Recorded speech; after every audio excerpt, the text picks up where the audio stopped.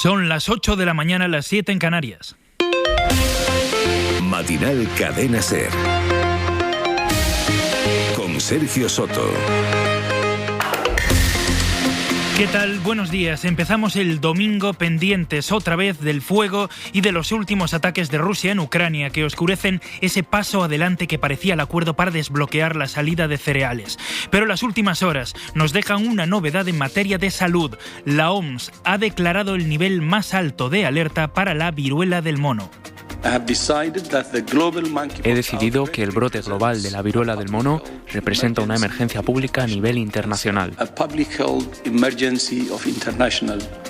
Lo anunciaba así, he decidido, el director de la Organización Mundial de la Salud en la tarde del sábado, y hablaba en primera persona porque en el comité de expertos no había acuerdo, no había consenso para declarar este nivel de emergencia sanitaria. Dicen los especialistas que no eran partidarios de tomar esta decisión, que el crecimiento de la enfermedad es sostenido pero no exponencial, es decir, que va rápido pero todavía no tanto, y que la gran mayoría de casos son leves y no salen de los grupos de riesgo. Ahora ampliamos los argumentos y explicamos los datos, pero antes, decíamos, estamos mirando también al fuego. La evolución de los incendios ha sido favorable en Galicia, donde se han controlado 3 de 13. Otros 4 siguen sin control y en Ateca, en Zaragoza, también controlado el fuego después de quemar 14.000 hectáreas. Pero sigue siendo preocupante el fuego en Tenerife. Ha arrasado 2.100 hectáreas, hay 583 desalojados y amenaza el Parque Nacional del Teide. Radio Club Tenerife, Eric Pestano, buenos días. Buenos días. A partir de las 9 hora canaria van a retomar el vuelo los 3 medios aéreos que hasta ahora han actuado sobre las llamas del incendio en el norte de Tenerife.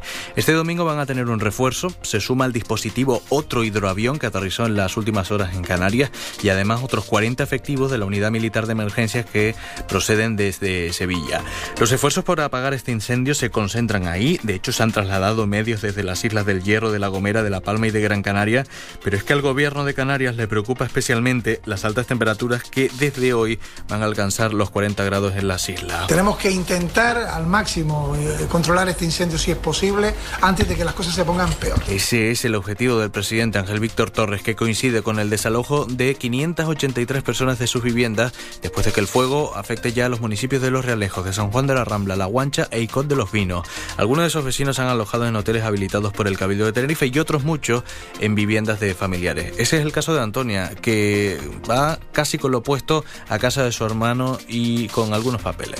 Y lo más necesario, papeleo, que es lo más importante, y pues recuerdo, porque la pérdida humana sí es inevitable, pero es más importante, lo material se recupera. A partir de las 9 de la mañana se reúnen de nuevo los coordinadores de esta emergencia para analizar el escenario después de la noche en este cuarto día de fuego en la isla de Tenerife. Hablaba Eric de la influencia de las temperaturas en ese incendio y van a seguir disparadas este domingo. David Agustín. Hoy casi todas las comunidades autónomas tendrán avisos por altas temperaturas y donde más sufrirán el calor será en Andalucía. Se prevé que en Córdoba, por ejemplo, lleguen a registrar los 45 grados.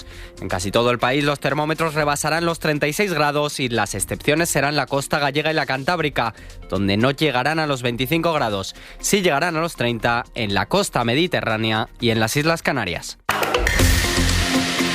En deportes, hoy varias citas. Ha terminado hace un ratito el primer clásico de la temporada, de la pretemporada en realidad, que se ha jugado en Estados Unidos. El Barça ha ganado 1-0 al Real Madrid, pero estos partidos son sobre todo para ir encontrando el equipo y las sensaciones. Así que sensaciones del primer clásico en el Barça. Las Vegas, Adrián Betts, buenos días. Hola, ¿qué tal? Buenos días. Segundo partido del Barça en la gira americana y segunda victoria del equipo de Xavi hoy en este clásico en Las Vegas ante el Real Madrid, y gracias a un golazo de Rafinha, el brasileño, con un disparo muy potente desde fuera del área en la primera parte, ha batido a Courtois y ha vuelto a ser protagonista como lo fue ante el Inter de Miami. Ya lleva 2 goles en 2 partidos con el Barça y ha sido elegido mejor jugador del partido. Ha debutado Robert Lewandowski, que ha jugado los primeros 45 minutos y ha tenido 2 ocasiones claras para marcar, y en general el Barça ha vuelto a dejar muy buenas sensaciones, sobre todo en el primer tiempo. El equipo en las próximas horas vuelve a cambiar de ciudad y pondrá rumbo a Dallas Dallas para jugar el martes el tercer amistoso en Estados Unidos frente a la Juventus de Turín. Y en el Madrid, también en Las Vegas, Javier Herráez, buenos días. Hola, ¿qué tal? Muy buenos días. Derrota del Real Madrid, que estuvo mejor en la segunda parte, muy flojo en la primera, con mucho músculo en el centro del campo, con Tchouaméni, con Camavinga y también con Fede Valverde, que estrelló un balón en el travesaño, pero en la segunda parte tuvo una Marco Asensio clara, una jugada con Lucas Vázquez por banda derecha y con Vinicius por banda izquierda, que fueron de los mejores del Madrid, aunque el mejor una vez más fue Thibaut Courtois, que salvó al Madrid de algún gol más. Ceballos muy voluntarioso, bien Modric, bien Nacho, mal Eden Hazard, el equipo blanco que tiene que mejorar evidentemente en esta pretemporada. Gracias Herráez, gracias Adrià. El deporte nos tiene hoy también atentos al final del Tour de Francia. Enviado especial de la SER, Borja Cuadrado, buenos días. Hola, buenos días. Hoy finalizará en París el Tour de Francia 2022, el habitual desfile protocolario en los Campos Elíseos, que va a coronar al danés Jonas Vingegaard a eso de las 7:30 de la tarde, después de una jornada de apenas 116 kilómetros. El danés estará escoltado en el podio por el esloveno Tadej Pogačar y por el británico Geraint Thomas. Antes, al mediodía, se vivirá una jornada histórica también en París. Arrancará el Tour de Francia femenino, la primera etapa, con desenlace también en la capital francesa. Cerramos con el Gran Premio de Fórmula 1 Paul Ricard, que hoy se disputa en Francia. Alonso sale séptimo y Sainz penúltimo después de cambiar el motor. Empieza ya Matinal SER, vamos con todo. ¿Qué harías con 100.000 euros? ¿Reintentar hacer lo que de verdad te gusta? Participa en el sorteo formando verbos con re con los envases de Aquarius. Descúbrelo en somosdeaquarius.es. Matinal Cadena SER. La viruela del mono se ha unido al COVID-19 y a la polio en la categoría de emergencias de salud pública de importancia internacional. Es el nivel más alto de los que puede declarar la Organización Mundial de la Salud y el que le permite marcar a los países miembros medidas sanitarias de obligado cumplimiento. Los números son 16.000 casos en 75 países, pero solo se tiene conocimiento de 5 muertes, todas en el África Occidental. La OMS rechazó tomar esta decisión hace un mes y ahora otra vez. Una parte de sus especialistas se han opuesto, pero su director, Tedros Ghebreyesus, se la ha echado a la espalda porque dice que se trata de un brote que se ha extendido rápido y que tiene formas de transmisión que todavía no conocen bien. ¿Qué dicen los expertos que no creían necesario este nivel de alerta? Bueno, pues entre otras cosas, que son solo 5 muertos porque los casos son muy leves y que apenas se ha transmitido fuera de los grupos de riesgo, que son hombres que mantienen relaciones en ambientes donde es frecuente el contacto con más de una pareja y con desconocidos. Pablo Anzola, buenos días. ¿Qué tal? Buenos días. Sí, de momento la OMS se limita a pedir a los gobiernos una respuesta coordinada para frenar la transmisión del virus. Su director general ha recomendado a los países con transmisión interna aumentar el control y la prevención de los casos y proteger a los colectivos más vulnerables. WHO's assessment is that the risk of monkeypox is moderate globally.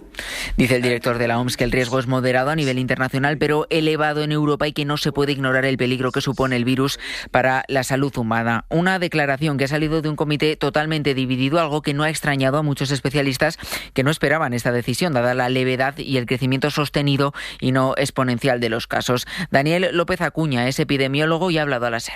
Yo creo que no se reunían las condiciones para declarar la viruela del mono una emergencia de salud pública de carácter internacional de acuerdo con los protocolos del Reglamento Sanitario Internacional. Eso no quiere decir que no sea un problema de salud pública que requiera atención, por supuesto que lo es. Contaba Acuña que la declaración es más bien un gesto que atraerá más alerta y atención al virus, pero que no tendrá grandes implicaciones en la práctica. Decía López Acuña que más que lo técnico ha podido influir lo político, aunque los expertos recomiendan vacunarse para prevenir si hemos tenido contacto con un enfermo o si hacemos prácticas de riesgo. España es ahora mismo el país con más casos del mundo, aunque Pablo, Estados Unidos va camino de superarnos. Sí, Reino Unido fue el primer país en notificar varios casos en mayo y los siguientes fueron Portugal y España. Desde entonces nuestro país ha estado encabezando el brote prácticamente desde que empezó.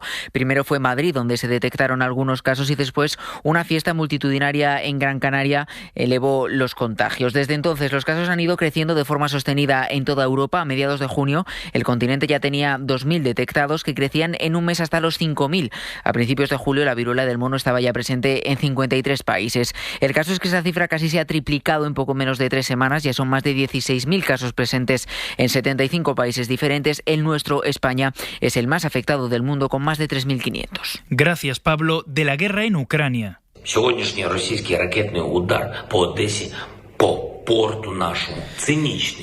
Esta noche hemos escuchado la reacción de Volodymyr Zelensky al bombardeo ruso en el puerto de Odessa. Habla el presidente de Ucrania de un movimiento cínico que es un golpe a las posiciones políticas de la propia Rusia. Si alguien en el mundo podía decir todavía que es necesario algún tipo de diálogo con Rusia, algún tipo de acuerdo, vean lo que está pasando, ha dicho Zelensky.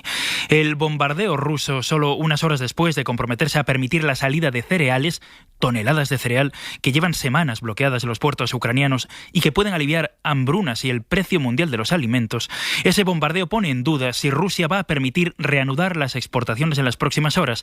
El gobierno de Putin niega cualquier implicación en el ataque. Sohaib Nadi, buenos días.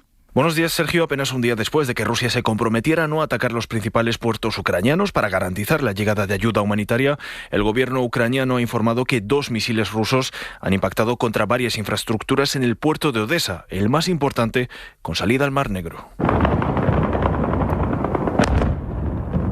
Este es el momento del ataque. El gobierno de Zelensky publicó anoche las imágenes donde se ve el puerto con los contenedores de carga y una gran columna de humo. El ministro de Infraestructuras de Kiev, sin embargo, ha asegurado que a pesar del ataque, los preparativos para recibir la ayuda humanitaria a través de los 4 puertos pactados siguen en marcha, aunque es verdad que ya nadie confía en los compromisos internacionales de Putin. De hecho, Ucrania asegura que Rusia le ha escupido en la cara a los que mediaron para alcanzar ese acuerdo, a Naciones Unidas y a Turquía. Y ha sido precisamente Turquía quien ha salido al paso para defender a Moscú. El gobierno de Erdogan, cercano a Putin, dice que ha recibido un comunicado del Kremlin donde niegan todos los hechos y que su ejército no ha tenido nada que ver con el ataque.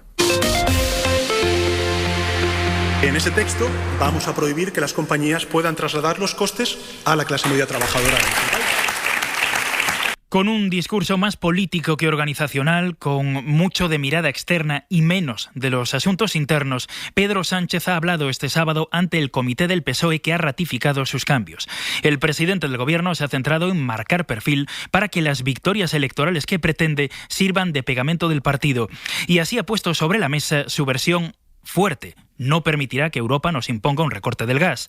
Su versión de izquierdas, centrada en la protección de los débiles, y su versión ecologista, preocupado por el cambio climático. Entre las decisiones, esa que escuchábamos, prohibir que los bancos y las empresas energéticas puedan repercutir en los ciudadanos los impuestos que les van a poner a sus beneficios extra. Ima Carretero, buenos días. Buenos días. El líder socialista no quiso ayer recrearse en los cambios de la Ejecutiva Federal y despidió de una forma fría y escueta a la que hasta la semana pasada era su número 2, Adriana Lastra, escudera de Sánchez durante años. Dar las gracias a los compañeros que han ejercido su tarea con compromiso y con ejemplaridad socialista. Quiero dar las gracias a Adriana, a nuestra anterior vicesecretaria general. A puerta cerrada no hubo ninguna contestación interna a la remodelación profunda de la Ejecutiva que ha hecho Sánchez, tampoco ninguna intervención crítica en línea con las declaraciones de Adrián Barbón y García Paje. Tiene que ser un partido cercano, empático y consciente de que tiene que reconectar con la sociedad. Hoy el PSOE tiene una cosa clarísima, que no hay que distraerse en clave interna. La mayoría de los presidentes autonómicos no asistieron ayer al Comité Federal en el que Pedro Sánchez... Me escuchasteis decir pues que me comprometía con la mayoría social a ir a por todas. Y en nombre de los socialistas me dirijo a los millones de progresistas de nuestro país y les propongo que vayamos a por todas. Ese fue el mensaje final del presidente del Gobierno ante el Comité Federal, que estuvo totalmente enfocado a la recuperación de espacio electoral. Ese espacio se lo disputa, entre otros, Unidas Podemos, que pide a Sánchez, dicen fuentes del partido, que concrete su intención de prohibir a energéticas y bancos pasar la factura a los clientes, que lo concrete incluyendo un nuevo delito en el Código Penal. Un delito específico sobre la repercusión en los precios de las subidas de impuestos. De momento está por ver cómo plantea esa medida el Partido Socialista. Y fuera de la izquierda, por cierto, contábamos este fin de semana la toma de posesión de Moreno Bonilla. Mañana el presidente de Andalucía va a anunciar la composición de su gobierno. Ha intentado fichar a Juan Marín, ya lo ha dicho, pero este le ha respondido que no. Por esa toma de posesión pasaba Alberto Núñez Feijóo, que más tarde se ha referido al Comité Federal del PSOE. Insiste Feijóo en que Sánchez solo piensa en sí mismo y cuestiona los cambios que ha hecho en el partido solo 9 meses después de la reorganización anterior. Sánchez es el único sanchista imprescindible para Sánchez. Y eso, queridos amigos, realmente es un problema de falta de seriedad ante la gravedad de la situación económica, social e institucional de nuestro país. Aunque por el contexto. También es verdad que él, Feijóo, llegó a la presidencia de su partido por una vía rápida, por el movimiento que expulsó a Pablo Casado del poder en medio de acusaciones de falta de ejemplaridad y corrupción. Toda la actualidad, el análisis, las entrevistas, el debate, la economía, la política. Disfruta de un verano con todo incluido en Hora 25 con Marina Fernández. Todo incluido, todos incluidos. Cadena SER, la fuerza de la voz. Matinal Cadena SER con Sergio Soto. La actualidad nos deja más noticias. Candela Jiménez, buenos días. ¿Qué tal, Sergio? Buenos días. Que pasan primero por la fusión entre empresas de telefonía móvil para crear la compañía con más clientes de España. Orange y MásMóvil se unen y superarán el número de clientes a Movistar. Sí, es un acuerdo que llega después de meses de negociaciones y que da lugar a una compañía valorada en 18.600 millones de euros. Las dos empresas combinarán sus negocios en España, conformando así el mayor grupo de telecomunicaciones en nuestro país por número de clientes. 31 millones de líneas entre banda ancha y telefonía móvil, superando incluso, en cuanto a número de líneas, al grupo Telefónica. Aunque, ojo, porque Telefónica sigue manteniendo el liderazgo en cuanto a ingresos y beneficio.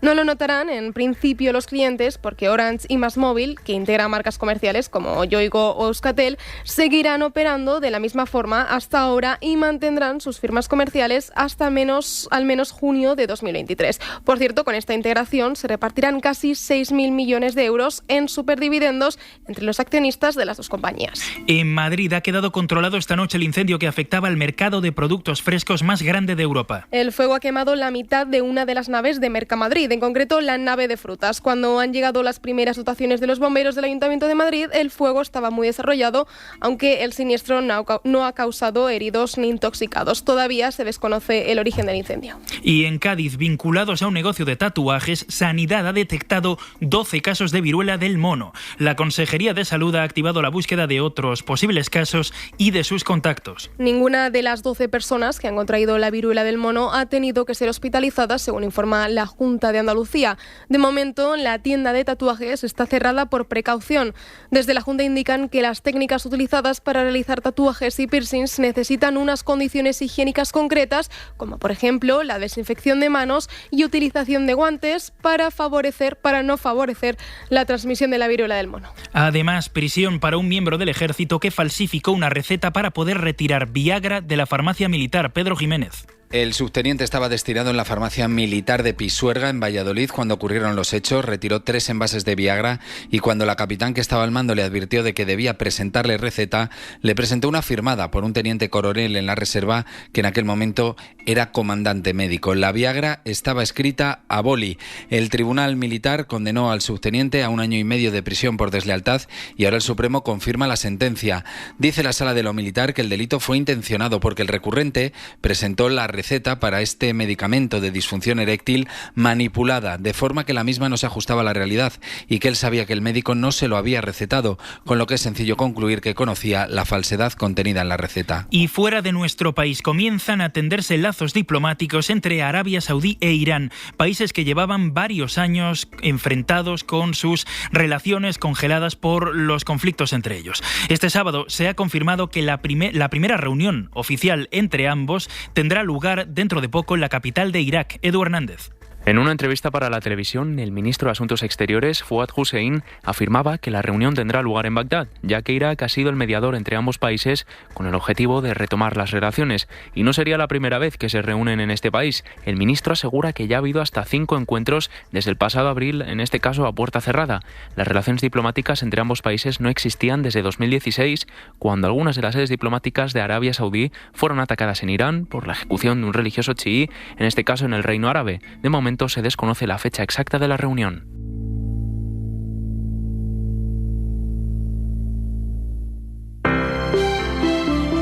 Buenos días. En el sorteo del sueldazo del fin de semana celebrado ayer, el número premiado con 5.000 euros al mes durante 20 años y 300.000 euros al contado ha sido 42.158. Serie 19. Asimismo, otros 4 números y series han obtenido cada uno de ellos un sueldazo de 2.000 euros al mes durante 10 años. Puedes consultarlos en juegos11.es. Hoy tienes una nueva oportunidad con el sueldazo del fin de semana. Disfruta del día. Y ya sabes, a todos los que jugáis a la 11, bien jugado. Desayuno en Tiffany's, la guerra de los mundos, el viejo y el mar, últimas tardes con Teresa, el guardián entre el centeno. En la madrugada del sábado al domingo a las 5, 1 hora menos en Canarias, un libro, 1 hora. Los grandes clásicos de la literatura en 60 minutos. Un libro, 1 hora, con Antonio Martínez Asensio. Y el podcast siempre disponible en tu móvil. Cadena SER.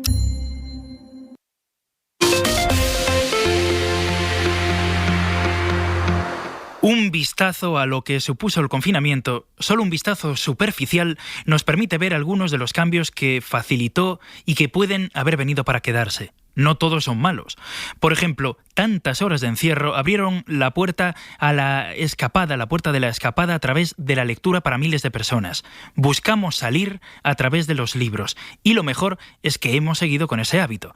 El sector editorial creció en 2021 un 5,6%. Es el mayor aumento de las últimas décadas, según los datos de la Federación del Gremio de Editores. Mikel El Coro Berecíbar.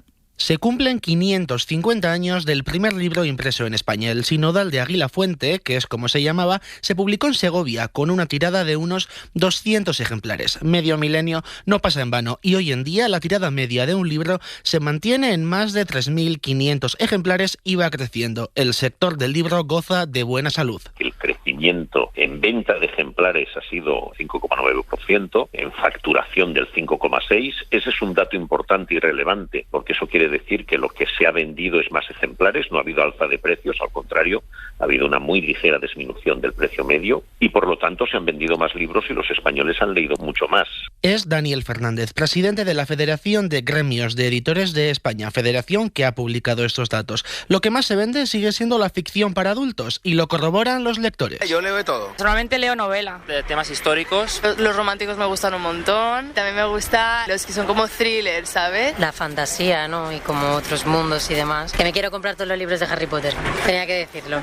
Harry Potter precisamente es una saga paradigmática de la literatura infantil y juvenil, que es el sector que más está creciendo, en un 17,8%. Pero no todo el mundo lee, como Alex. Me aburre un poco. Prefiero ver lo mismo pero en vídeo. Para que, además de ver vídeos, los jóvenes lean, el gobierno ha puesto en marcha el Bono Cultural Joven. La directora general del libro, María José Gálvez, cree que fomentará la lectura porque va a permitir acercar la lectura o crear hábito lector en jóvenes que no leen. Yo creo que esto es una oportunidad para atraerlos a ese gusto lector y que se queden en ese gusto lector. A partir del lunes, los jóvenes ya pueden solicitar el bono cultural para gastarlo, por ejemplo, en libros.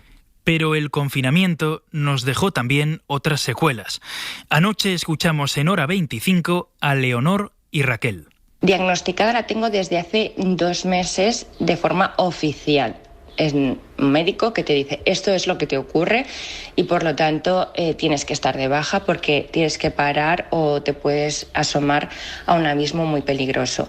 Pero en realidad llevo sufriéndolo desde hace aproximadamente más de 1 año. Yo fui diagnosticada en octubre del año 2020. Lo que pasa es que, bueno, yo creo que todo eso se había empezado a gestar un poco antes, en el que sí que tenía ansiedad.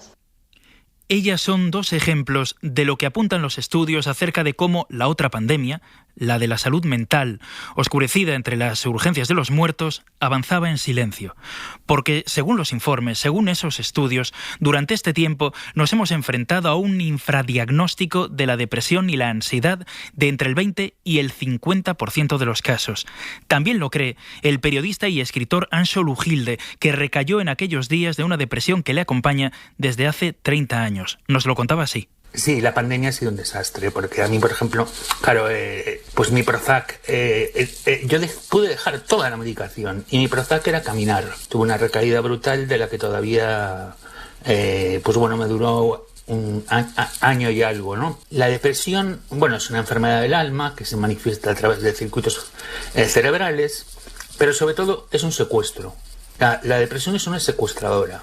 Es una enfermedad que te secuestra el cerebro y lo pone a trabajar en tu contra. Y ese secuestro puede tomar diversas formas. La salud de nuestras cabezas tiene manifestaciones físicas tan crueles y explícitas como cualquier otra enfermedad de nuestro cuerpo. Entre ellas, los trastornos de la conducta alimentaria, como la anorexia y la bulimia. El confinamiento nos llevó a cocinar recetas nuevas, a hacer deporte en casa, pero en su ángulo peligroso y oscuro, alimentado a través de las redes, también a obsesionarnos con nuestro cuerpo. Un reportaje de Candela Jiménez. Llega marzo de 2020. En el día de hoy acabo de comunicar al jefe del Estado la celebración mañana de un Consejo de Ministros extraordinario. Todo cambia. Todo lo que está pasando en el mundo al final se escapa de mi control, el hecho de que estemos en cuarentena se escapa de mi control, todo se me escapaba un poco y decía, yo realmente lo único que puedo controlar es mi cuerpo, mi peso, y yo realmente quería hacerlo desde hace tiempo, pero no he podido por la situación. Ella es Natalia. El deporte y la alimentación fueron los protagonistas de su encierro. También los de Martina. Mi cabeza estaba repleta de ideas de vas a engordar porque vas a estar tanto tiempo en casa solo comiendo y sin moverte que vas a engordar. Mira la gente está haciendo deporte, la gente está comiendo sano. La razón fue precisamente la gente en las redes sociales. Que yo veía a todo el mundo más delgado y yo decía, yo también quiero ese objetivo, y estaba detrás de ese objetivo. La doctora Samara Palma es endocrinóloga del Hospital La Paz de Madrid. Pero las redes sociales yo creo que en este sentido son muy dañinas, en el sentido de que seguimos vinculando o siguen reforzando esa idea de que la mujer maquillada y guapa tiene que estar siempre, preferentemente delgada, y además las imágenes que vemos suelen ser de mujeres que con esas características han llegado al éxito. De tal forma que vincular éxito y delgadez es que es imposible no vincularlo. Y sin saber cómo, recayeron. Y tú ves que si la gente le está dando tanta importancia será por algo.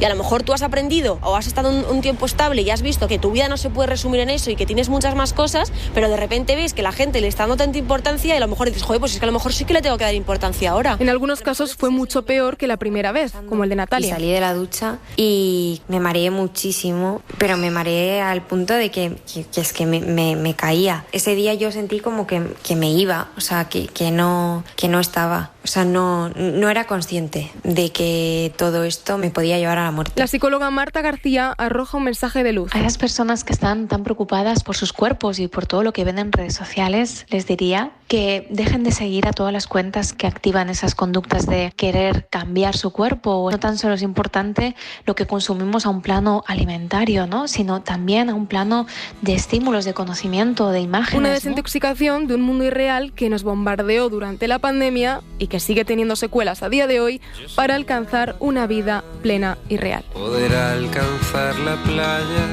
y ahora está tan cerca, casi ya la puedo leer y espero cada vez más próximo al final. Ya puedo sentir tierra seca tras la arena mojada y no me da la gana de pensar que nada es para siempre. Si esta canción se acaba, que acabe el mundo para todos, todos somos nada. Sin las palabras dime qué nos queda.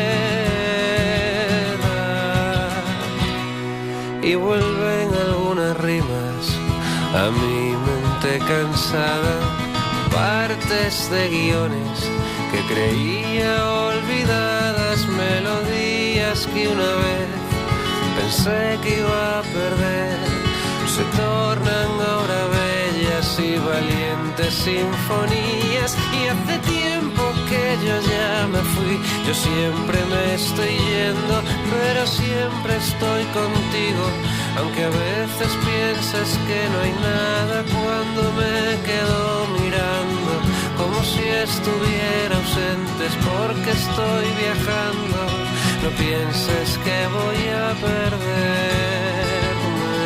Y nosotros también nos vamos. Se quedan con la hora extra con Dani de la Fuente. En media hora actualizamos la información pendientes del incendio que sigue avanzando en Tenerife. Hay ya más de 2.100 hectáreas quemadas y 583 personas desalojadas. Será en Tiempo de A Vivir con Lourdes Lancho.